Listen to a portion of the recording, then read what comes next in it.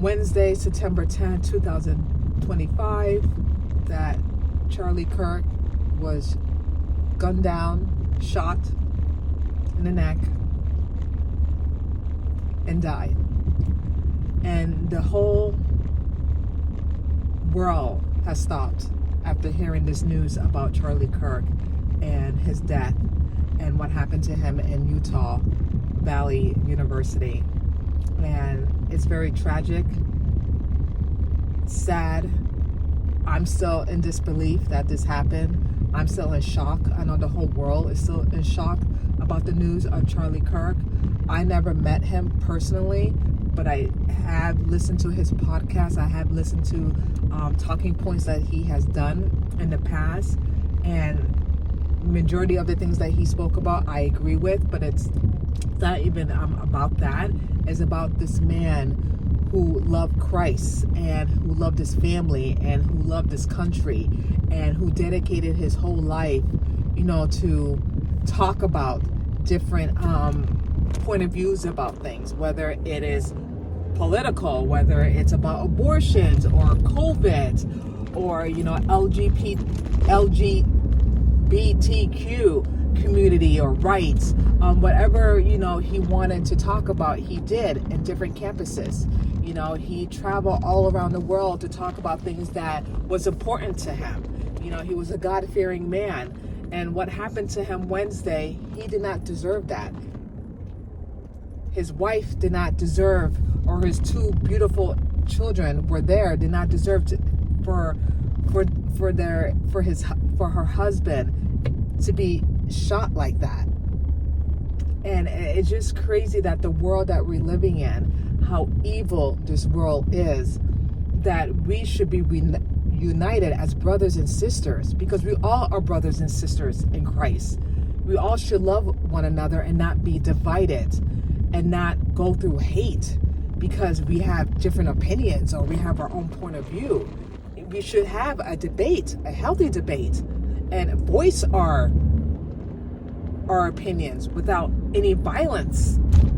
I just don't understand why this is happening. I don't understand why this has to be. And I know it may be too soon for me to say this, but I know that Charlie Kirk is in a better place. God had a plan for him, whether we knew it or not, but God did. And God took him home, Jesus Christ took him home, and he's in a better place now. And by this incident happened, it shouldn't stop us. We shouldn't be afraid. We should continue to speak our truth and speak what we are passionate about and not live in fear because what happened to Charlie Kirk, because he did not live in fear. He got multiple death threats after death threats, and he still pushed on because he believed in his faith so strongly. He did not let fear win. He did not let fear stop him, the things that he wanted to do and accomplish. And he accomplished so much at the age of 18, starting, Turning Point. That's incredible.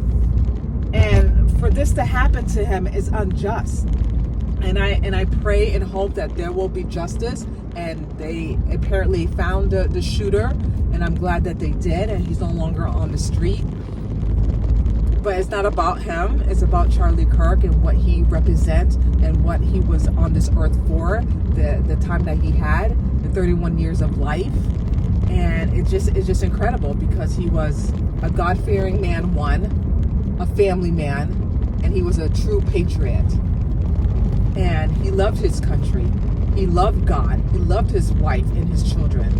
And for him to bravely go out there in different campuses and debate with students with a smile on his face, even though people hated him, even though people disagree with him, he continued to still have a smile on his face and debate with people with no hatred in his heart. He did not even spill hatred and none of that. All he was spreading was the truth, and people didn't like that. People wanted him to be stopped. And you may not agree with all the things that Charlie Kirk said, and that's okay, but that was his belief, and he was not trying to convince you. He wanted you for you to think to not voice, but for you to have your own conclusion on your own. But he was not backing down certain things that he believed in, you know, like, for example, a man and a woman. That's what God created, a man and a woman. Not that a man is a woman or a woman is a man. And he was just giving talking points about that and challenging college students, among other things, gun violence and abortions and stuff like that. And like I said, you may not agree with him, but that's what he was talking about, because God gave him that path to spread the word, spread the gospel, and spread the truth. And that's what Charlie Kirk was doing, just spreading the truth. He did not spill any lies or hatred. And people didn't like that. People didn't like that Charlie Kirk was challenging people. And people challenged him back. And people hate that because he was telling the truth. And he was going by scriptures, going by what the Bible said, not within his feelings. And then people spew, hatred towards him. And people tend to believe what they're hearing when there's actually farthest from the truth. And it's just sad that this is the world that we're in right now, that we're hating one another instead of loving each other. We are all God's children. And we should love one another and respect each other's opinions, whether you agree with them or not. And that's what all Charlie Kirk was doing. He was not even a politician. He was a conservative, speaking his views and his points. And, I was telling this woman at my job that, it's like Jesus Christ. When he had his followers and he was spreading the word and spreading the gospel, and then the Pharisees wanted to stop him. They wanted to condemn him. They wanted to kill him. They wanted to shut him up. But Jesus didn't do that. He kept going and continued to spread the word and spread the gospel and spread the good news. And that's what Charlie Kirk was doing.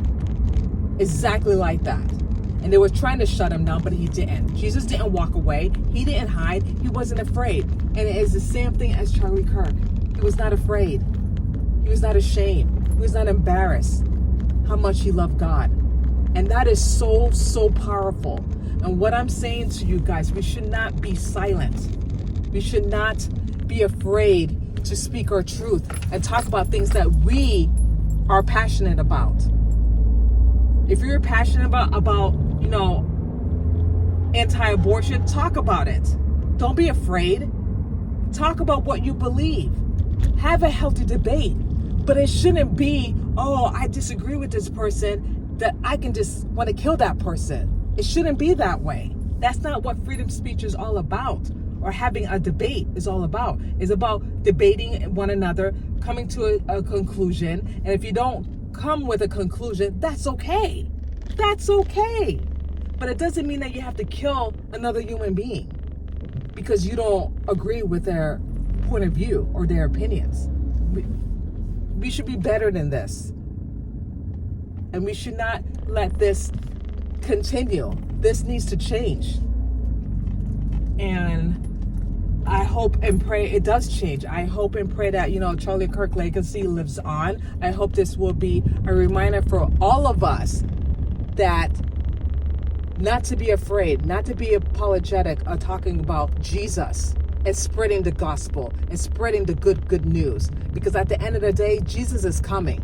We're all going to die. Whether you're rich, poor, good or bad, Jesus is coming. There's no way to avoid it. He is coming.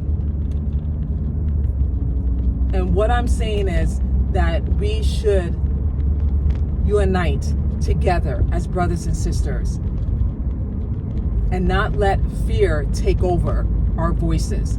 Not let fear win because what happened to Charlie Kirk. It was very tragic and it was very sad, but I know that he lives on. He's still alive. His body's physically not here, but his spirit is alive. Okay? He's in the kingdom of heaven now. Okay? God gave him a job to do and he did it. Even though it was a short amount of time, but God gave him that job to do and he fulfilled it. He really did. Gracefully, peacefully, lovingly. He was a man of God. and he loved his family. He loved his country, and he loved what he stands for. And we have to remember that. So rest in peace, Charlie Kirk, pardon me.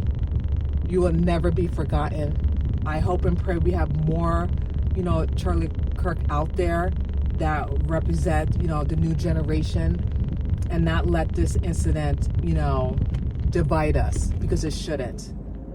And my heart goes out to Erika Kirk and her 2 babies and his entire family as well.